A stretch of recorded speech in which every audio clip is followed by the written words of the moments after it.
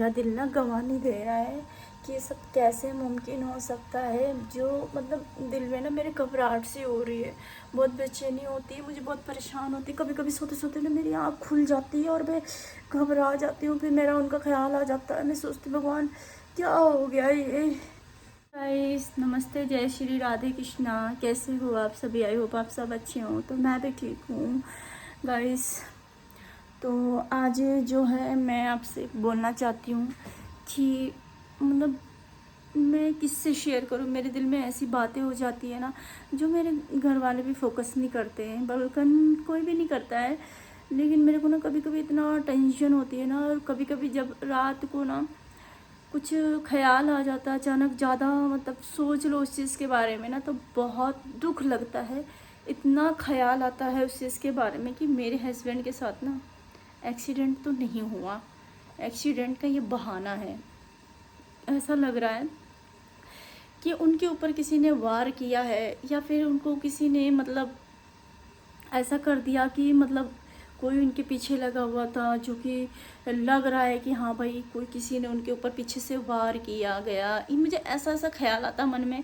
लेकिन कहते हैं ना, बीती गुजरी बातें, अब कोई फ़ायदा नहीं है इस चीज़ का, कोई मतलब नहीं। पर मैं अपने दिल की बात बता रही हूँ कि मेरे दिल में ना ऐसा थिंकिंग आता है कि जैसे कि ना उनके साथ ना मतलब ऐसा हुआ है, मतलब लग रहा है कि मुझे कुछ ना कुछ ऐसा मतलब लगता है कि हाँ कुछ उनके साथ गलत हुआ है। लेकिन अब उस बात को खोद के कोई फ़ायदा नहीं है, क्योंकि वो इंसान इस लायक ही नहीं बचे थे। मैं जानना चाहती थी उनके बारे में कि आखिर तुमको हुआ क्या था। बताओ ना, जो 1 घंटा पहले आपसे मतलब बात होती है। देखो, कोई भी बंदा है, आपने देखा होगा हॉलीवुड बॉलीवुड में किसी की मर्डर हो जाता है, मर्डर होने के बाद भी सालों बाद बीतती बात भी खुदती है। तो मेरी तो अभी 1 ही साल हुआ है, मैं तो ज़्यादा साल नहीं हुआ, 1 ही साल हुआ। तो मेरे दिल में ना ये चीज़ें आ रही है कि मतलब यार ऐसे कैसे हो सकता है। 1 घंटे पहले तो हमारी आपकी बात हुई है, उससे पहले फिर हमारे दिल दिमाग में मतलब ऐसी चीज़ें आ रही हैं, ये मतलब कैसे हो सकता है। और जिस समय मतलब इनके साथ ये हादसा हुआ भी था, तो उस समय जो है वो मानसिक स्थिति में नहीं थे, बिल्कुल बेहोशी कोमा हालत में थे। उनके अंदर इतना भी जान नहीं थी कि वो आंखें खोल सकते, हमें कुछ बता सकते। मतलब जाते ही तो उन्होंने तुरंत वेंटिलेटर पे रख दिया। मतलब मेरे दिमाग में ख्याल में ना यही आ रहा है कि भगवान मालिक उनके साथ हुआ क्या है अचानक से ना। तो क्या बताऊँ, मेरा दिल ना बार बार ऐसे कहता है कि जैसे किसी ने वार किया है उन पे। कि ऐसा लगता ही नहीं कि एक्सीडेंट केस ऐसा भी होता है क्या। ऐसा भी हो जाता है जीवन में कि मतलब अभी आपकी 1 घंटे पहले बात हुई है, उसके 1 घंटे बाद ही जो एक्सीडेंट हो जाता है, और ऐसी ऐसी स्थिति हो जाती है कि वो बंदा ना बोलने के लायक रहता है, ना वो कुछ बताने के लायक रहता है, मतलब कुछ वो बता ही नहीं पाता है।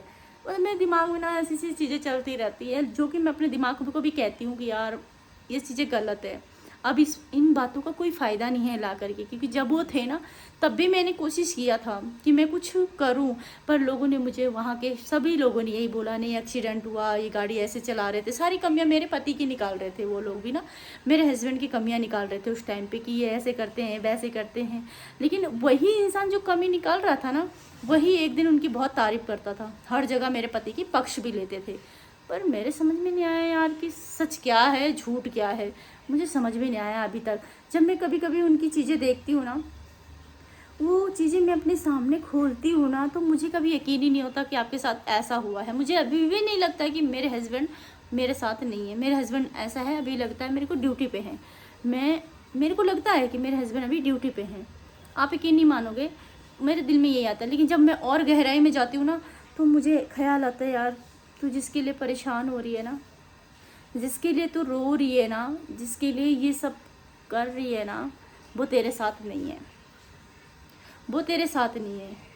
मेरे दिमाग में ऐसा आता है। फिर मैं शांत बैठ जाती हूँ, तो मेरा दिमाग ना ठिकाने पे नहीं रहता। मुझे रह रह कर मैं 2 दिन खुश रहती हूँ, तीसरे दिन सैड हो जाती हूँ, चौथे दिन सैड हो जाती हूँ। मतलब मेरा दिमाग में ना बहुत परेशानी रहती है, और मैं किसी को दुख में देख ही नहीं सकती हूँ, चाहे वो मेरे घर का हो चाहे मेरे बाहर का हो। मैं सबके सपोर्ट में रहती हूँ हमेशा, मैं सबके साथ खड़ी रहती हूँ। दोस्तों मुझे एक बार बोल देते हैं कि मेरे साथ एक्सीडेंट हुआ है और मैं ऐसे गाड़ी चला रहा था, काश भगवान मुझे इतना मौका दे देता, ये सब जानने के लिए, ये सारी बातें करने के लिए मुझे एक मौका दे देता ना, एक मौका दे देता ना, तो आज ये जो गम है ना मेरे दिल में, जो ये मेरे लिए दर्द बन गया है ना, शायद इतना दर्द नहीं होता ना। मुझे उस चीज़ का बार बार ख्याल आता कि तुम्हारा एक्सीडेंट हुआ था या किसी ने वार किया था, ये सवाल जवाब नहीं आते।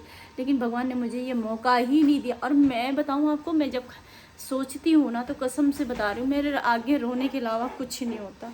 जिससे भी मैंने ये बातें पूछती हूँ ना, सब यही बोलते तुम्हें सीबीआई जांच करवानी चाहिए थी, तुम्हें ऐसा करवाना चाहिए था।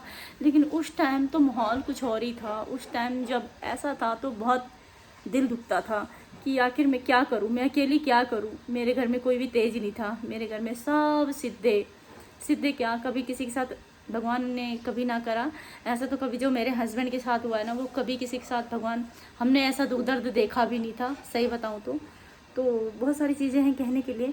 लेकिन अभी मुझे इतना रोना आता है ना, इतना दुख लगता है कि भगवान मेरा इतना अच्छा आदमी, इतना सब कुछ, सबकी रिस्पेक्ट, इज्जत, सबके दुख सुख में खड़ा हो जाना, मतलब कुछ समझ में नहीं आया कि आखिर हुआ तो हुआ क्या। तो मैंने अभी अलमारी खोला हुआ है और अलमारी खोलने के बाद मैं उनके पर्स को देख रही हूँ कि पर्स, उससे पहले मेरे पास कुछ और हाथ लग जाता है। हाथ ये लग जाता है, ये है एम्बुलेंस का बिल है, जो कि मैं 2023 में मैं उनको लेके हॉस्पिटल गई थी। 24 तारीख था, 31 महीना 2023। तो मैं उनको ये हॉस्पिटल लेकर गई थी। अचानक उनकी तबीयत ख़राब हो गई थी। मतलब यादें होती है ना, वो समेटा हुआ है, ये पेपर है अभी। और उनकी दवाई पानी का जो भी बिल होता है ना, वो सब मैंने फेंका नहीं है, मैंने उसको भी संभाल के रखा हुआ है। इसलिए रखा हुआ है कि अभी भविष्य में पता नहीं है यार कि कब कहाँ कौन सा पेपर काम आ जाए। मेरे दिलो दिमाग में ऐसा चल रहा था। फिलहाल अभी मैं ढूंढ रही थी कोई चीज़, मैं सोच रही हूँ कुछ मेरे हाथ में लग जाए, कुछ ऐसी चीज़ें लग जाए जिससे कि मुझे ये एहसास हो जाए कि यार ये इनके साथ यही हुआ है। क्योंकि उस समय पे हमने कुछ भी चेक नहीं किया था, कुछ भी नहीं चेक किया है। देखते हैं।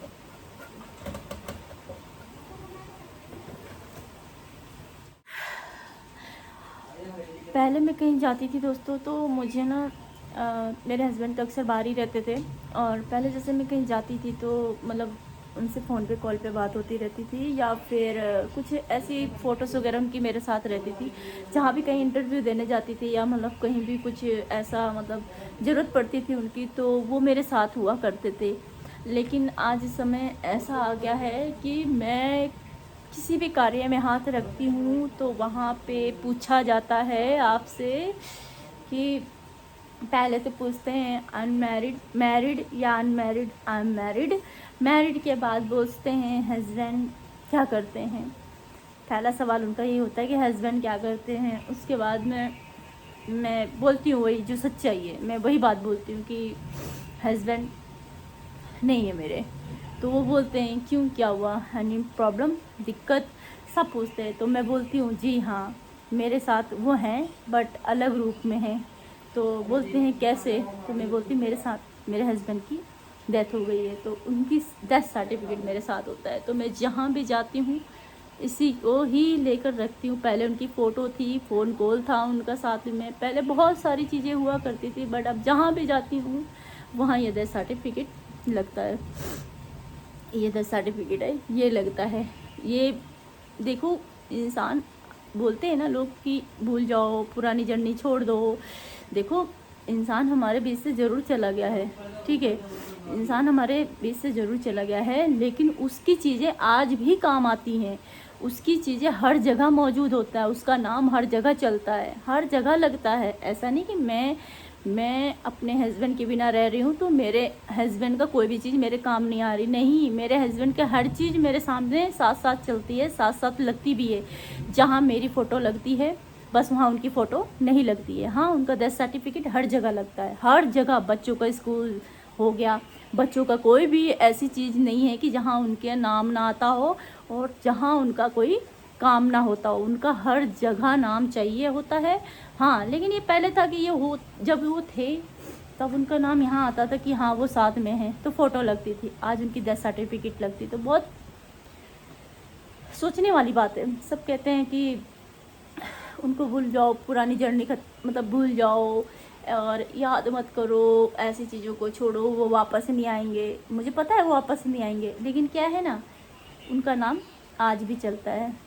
लेकिन वहाँ पे क्या लिखा जाता है, स्वर्गीय, स्वर्गीय यादव जी, मतलब मेरे पति स्वर्गीय यादव जी, ऐसा करके लिखा जाता है। तो औरत को ना बहुत संघर्ष करना पड़ता है। जब उसके पति होते हैं ना, तब तो इतना खैर भगवान दिन ही नहीं दिखाते हैं, लेकिन एक औरत को जब ये वाला दिन दिख जाता है ना, ये वाला दिन अगर औरत की किस्मत में, नसीब में आ जाता है ना, कि उसका पति की डेथ हो चुकी है और वो अकेली औरत कैसे, तो मैं अकेली आज भी नहीं हूँ, मेरे पति मेरे साथ हैं और उनका साया मेरे साथ चलता है, और उनकी ये डेथ सर्टिफिकेट हर जगह काम आती है, हर जगह लगता है। अभी बेटे का भी जब कभी कहीं ऐसा होगा, कोई कोर्स करेगा या कहीं इंटरव्यू देगा जॉब के लिए या कहीं कुछ ऐसा होगा, तो उसकी जगह पे ये चीज़ें जीवन भर काम आएगी, जीवन भर। तो काफ़ी सारी चीज़ें होती हैं बोलने के लिए, लेकिन मैं ये कहती हूँ, पति के गुजर जाने के बाद आज उसी की परछाई और उसी का साथ और उसी की प्रॉपर्टी काम आती है लास्ट में। तो ये सारी चीज़ें चल रही मेरे साथ, तो मैं बहुत दुख लगता है मुझे कि मैं मतलब ये डेथ सर्टिफिकेट जब मैं लगाती हूँ तो मुझे रोना आता है कि पहले आप चलते थे मेरे साथ और आज आपके नाम का पर्चा चलता है। बहुत सारी चीज़ें हैं, तो मेरी पूरी जो फाइल है इसी चीज़ से भरी हुई है।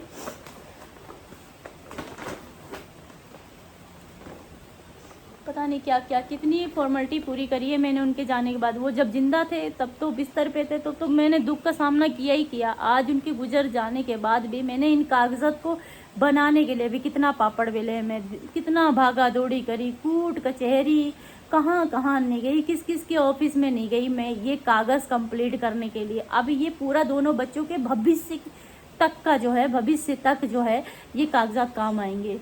तो इंसान के मरने के बाद कुछ ख़त्म नहीं हो जाता, इंसान का साया हमेशा चलता है, साथ साथ चलता है। उसका नाम मेरे ज़िंदगी में हमेशा ही चलता रहेगा, उनका नाम मेरे जीवन में हमेशा ही चलता रहेगा।